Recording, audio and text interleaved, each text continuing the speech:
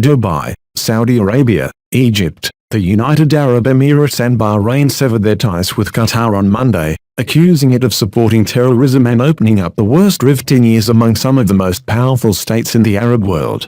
Iran, long at odds with Saudi Arabia and a behind-the-scenes target of the move, immediately blamed U.S. President Donald Trump for setting the stage during his recent trip to Riyadh. Gulf Arab states and Egypt have already long resented Qatar's support for Islamists, especially the Muslim Brotherhood, which they regard as a dangerous political enemy. The coordinated move, with Yemen and Libya's eastern-based government joining in later, created a dramatic rift among the Arab nations, many of which are in OPEC. Announcing the closure of transport ties with Qatar, the three Gulf states gave Qatari visitors and residents 2 weeks to leave. Qatar was also expelled from the Saudi-led coalition fighting in Yemen. Oil giant Saudi Arabia accused Qatar of backing militant groups, some backed by regional arch-rival Iran, and broadcasting their ideology, an apparent reference to Qatar's influential state-owned satellite channel Al Jazeera. Qatar embraces multiple terrorist and sectarian groups aimed at disturbing stability in the region, including the Muslim Brotherhood, ISIS, Islamic State, and Al-Qaeda, and promotes the message and schemes of these groups through their media constantly, Saudi state news agency SPA said. It accused Qatar of supporting what it described as Iranian-backed militants in its restive and largely Shiite Muslim-populated eastern region of Kurdistan in Bahrain. Qatar said it was facing a campaign aimed at weakening it, denying it was interfering in the affairs of other countries. The campaign of incitement is based on lies that had reached the level of complete fabrications, the Qatari Foreign Ministry said in a statement. What is happening is the preliminary result of the sword dance, Hamid Abbas-Talibi, Deputy Chief of Staff of Iran's President Hassan Rouhani, tweeted in a reference to Trump's recent visit to Saudi Arabia. Trump and other U.S.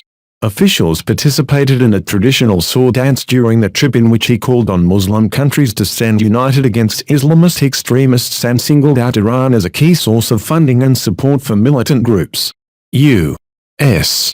Secretary of State Rex Tillerson told reporters in Sydney on Monday that the spat would not affect the fight against Islamist militants and that Washington has encouraged its Gulf allies to resolve their differences. A split between Doha and its closest allies can have repercussions around the Middle East, where Gulf states have used their financial and political power to influence events in Libya, Egypt, Syria, Iraq and Yemen. What is happening is the preliminary result of the sword dance. The economic fallout loomed immediately, as Abu Dhabi's state-owned Etihad Airways, Dubai's Emirates airline and budget carrier Flitbay said they would suspend all flights to and from Doha from Tuesday morning until further notice. Qatar Airways said on its official website it had suspended all flights to Saudi Arabia. Qatar's stock market index sank 7.5% with some of the market's top blue chips hardest hit. The measures are more severe than during a previous 8-month rift in 2014, when Saudi Arabia, Bahrain and the UAE withdrew their ambassadors from Doha, again alleging Qatari support for militant groups. At the time, travel links were maintained and Qataris were not expelled. The diplomatic broadside threatens the international prestige of Qatar, which hosts a large U.S. military base and is set to host the 2022 World Cup. It has for years presented itself as a mediator and power broker for the region's many disputes. Christian Ulrichsen, a Gulf expert at the U.S.-based Baker Institute, said if Qatar's land borders and airspace were closed for any length of time it would wreak havoc on the timeline and delivery of the World Cup. It seems that the Saudis and Emiratis feel emboldened by the alignment of their regional interests, toward Iran and Islamism, with the Trump administration, Ulrichsen said. They have decided to deal with Qatar's alternative approach on the assumption that they will have the Trump administration's backing. Right double quotation mark.